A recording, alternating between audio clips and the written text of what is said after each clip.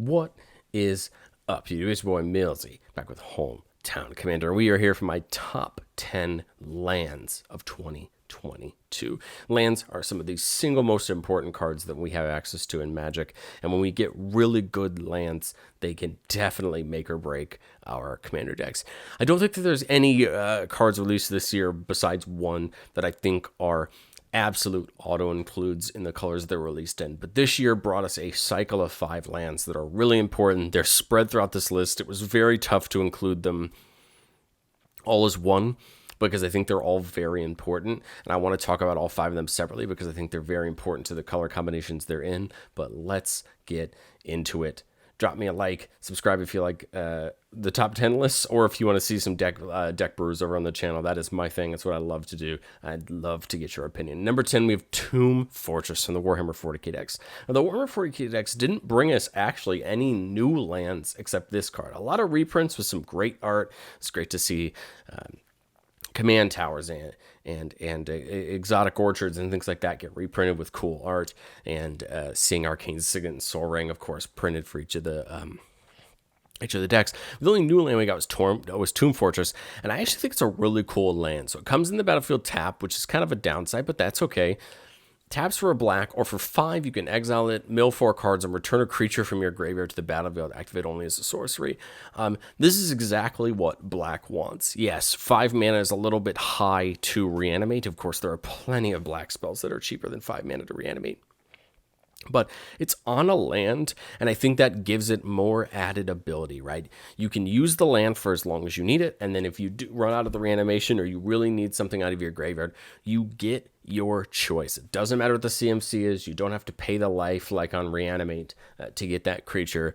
You don't have any strings attached like a Victimize or anything like that. You get to just exile this, mill 4, which has a chance, if you can stack the top of your deck or have any shenanigans, to put what you want in your graveyard, to get it back, get whatever ability you want to get, and make it even better. I don't think Tomb Fortress is a black staple, but I think it's a really good land, and I could see it impacting a lot of decks in Commander if you can use this type of thing for your strategy. At number 9, we have the first of our 5 new Capenna. I'm going to call them Triomes because that's basically what they are. They're a continuation of the Triome cycle from Ikoria in Ziator's Proving Ground. Ziator's Proving Ground is number 9 because it's kind of the least needed of the 5. Jund is not a color combination that needs a tri-land. It's got plenty of ramp and green. It's got plenty of access to other dual lands, to the point that it didn't need a tri-land like some of the other colors that we're going to talk about. But I still think the fact that we got a tri-land in these 5 3-color combinations that we're going to talk about over this video is very important, and I love that these are themed to the big bosses of Capenna. It just gives them a little more flavor, and I think that's kind of cool. I kind of wish in some ways that they would have included the Triome name, but I do like that this little mini cycle has flavor to it, and there's not only one, but a couple different arts for each. Like each of them has the skyline frame, and then it has the full art, or the borderless. I love that. You know, I'm the kind of person who wants to match the borderless ones to the borderless ones I already have. But I love that we got this third option for them. A lot of people talk down on the amount of options that we have for printings for cards, but I like that we got 2, and we have options there. At number 8, we have Spar's Headquarters, for honestly about the same reason that Ziator's was at 9. We're in a color combination that gets access to a ton of ramp. It does not have issues getting its colors out, and so this tri-land was not as needed in Bant as it was in some other colors we're going to talk about later. But that doesn't mean that this isn't a great land. It doesn't have a lot of playability. Instead of in your Bant deck going for Breeding Pool or whatever of your shocked lands you need first, you're just going to go for Spar's Headquarters instead, immediately give you access to all 3 of your colors, and you're just going to get that bonus going ahead. And the same thing here. I love the alternate art. I love it on all of them. I think it's all great, and I happily picked up a set of them because even if I wasn't brewing those 3-color decks, I still knew they would be useful. Number 7, we have Plaza of Heroes. Now, Plaza of Heroes is not the staple that I thought it was going to be when I first read it. I think that the card has a lot of great upside, especially if you have a deck that cares about a lot of legendary spells, or you have a lot of legendary creatures in your deck. I still think Plaza of Heroes is just as good as a command tower in those decks, because more often than not you're always going to get any color that you want out of it. But I do like the added extra protection at the bottom. I am not surprised this card sits around $7 or $8 now. It was definitely a lot worse when Dominaria United first came out, but I think that the community opinion on his kind of laxed a little bit. People have realized it's not the slam dunk that we thought it was going to be. I still think it's a very good land if you're in 5 colors.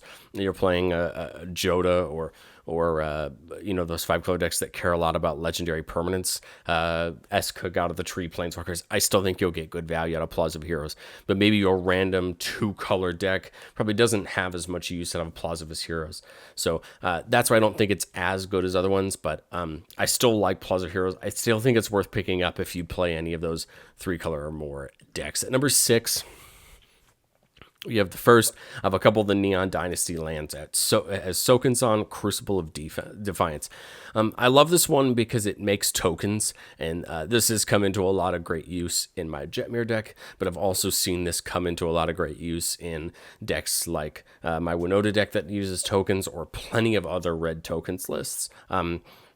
Utility lands are always great in colors that don't get a ton of ramp, because it allows you to kind of have more than one use for a land if you draw a land late, or if you need to get some advantage. I think Soaring to me is in the kind of the same book as Iganjo, where they both have a really great value in their monocolored variants of their decks. But to me, Soaring is just a little more impactful to what I want out of a red utility land, and so for that reason I have it at number 6. At number 5, we have what I would probably argue was the second most needed tri-land, but it's at 5 because I was kind of ranking the tri-lands towards the top in the order that they most got used for me. So Xanders Lounge was the 3rd most used tri-land of the 5. But I think Xanders Lounge is really important for the 3 colors that it's in. The Grixis decks have shocklands, of course, have fetch lands, but I think Xanders Lounge now becomes the perfect first target for your fetch land, getting you access to all 3 of your colors in a deck that has a lot of low CMC spells that may need any of the 3 colors. And I haven't talked about it yet, but the cycling being on it is also great as well. Again, I doubt you ever draw this late game to the point that you need to cycle it, but the option is there. But like I said, more often than not, that turn 1 Bloodstained Mire, that turn 1 Steam Vents is probably going for Xanders Lounge as opposed to any of your Shocklands. And so for that reason, I think that these tri-lands are huge, especially in this color and the next color combination, where they're almost more important than the green ones. So number 4, we have Fasins Tower, and this is what I'm going to argue is probably the more important of the 2 for their color combination. I think most of the time Grixis decks are probably going to be centered in blue anyway, or red-blue anyway, or red-blue. Every 3 color deck centers in a color, and I think more often than not for those it's blue, which they have other things that they can get access to very quickly. I think with Esper, you don't have a lot of great ramp outside of drawing in this color combination, whereas like in Grixis you're using more, I would say you're probably using more mana artifacts than you are in Esper. That's just me taking a shot in the dark, but from what I've seen, Esper tends to be more tokens and control, whereas Grixis tends to be more spell slinging. So you see different avenues for mana. But I think Fasins Tower helps a lot of the Esper decks that just really needed that first. You grab that first turn 1 Flooded Strand or Polluted Delta, and this is your first grab for it. I use this a little bit more than I used Xanders Lounge, because for some reason I'm just building a ton of Esper decks now. I really enjoy it, and so I love that we got Fasins Tower. It's definitely an auto ad, and again, beautiful art on the versions. Number 3, we have Odawara Soaring City, another one of the Kamigawa lands, the channel lands, and to me it's very hard to put anything above my number 1 when we get there. But I think Odawara is a really close second to the channel lands. Being able to bounce an artifact, creature, enchantment, or planeswalker probably is going to bounce most of the problem things that you have as far as permanents go. And being able to channel it at instant speed and not let it get, and it can't get countered unless someone has a counter spell that counters an ability. And being able to do it at instant speed in response to things like